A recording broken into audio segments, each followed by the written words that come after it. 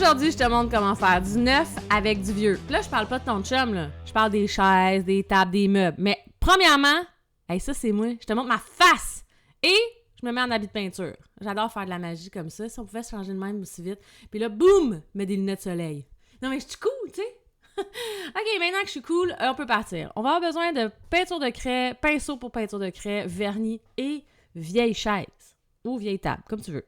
Ça dépend du meuble que tu veux transformer. Première chose à faire, ça va être de sabler tous les petits spots qui sont vraiment maganés. Et quand tu vas sabler, tu vas toucher avec ton doigt pour être sûr que c'est comme lisse, tu sais, qu'il n'y a pas de petites coches, tu sens qu'ils ne font qu'un, le vernis et le spot magané.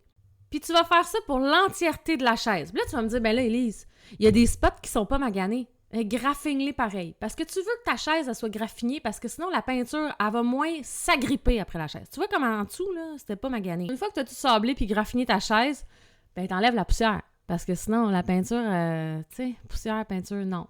Avec un petit linge humide, on va enlever tout ce qui reste. Puis après, on prend une petite pause coolness parce qu'il fait beau puis c'est chill de, comme, être cool. On part!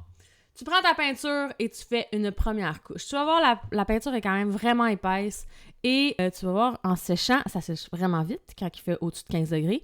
Et des fois, quand ça sèche, ça fait ça. Tu vois que c'est comme plus épais, c'est granuleux. Fait que là, je vais ressabler avec un papier sablé plus doux et je vais redonner une deuxième couche.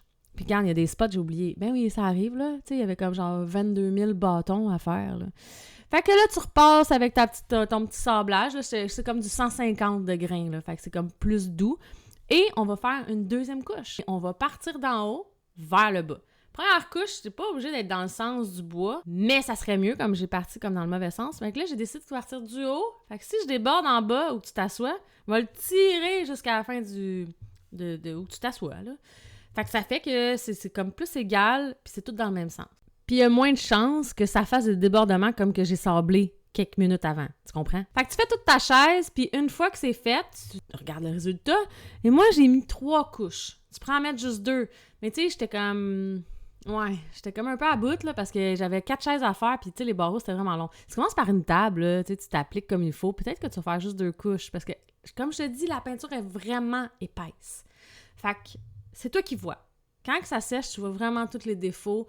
Tu sais, tu pourrais comme faire « Ah, j'ai manqué genre juste tel barreau, fait que je vais juste refaire celle-là. » Et ça, c'est le résultat une fois sèche.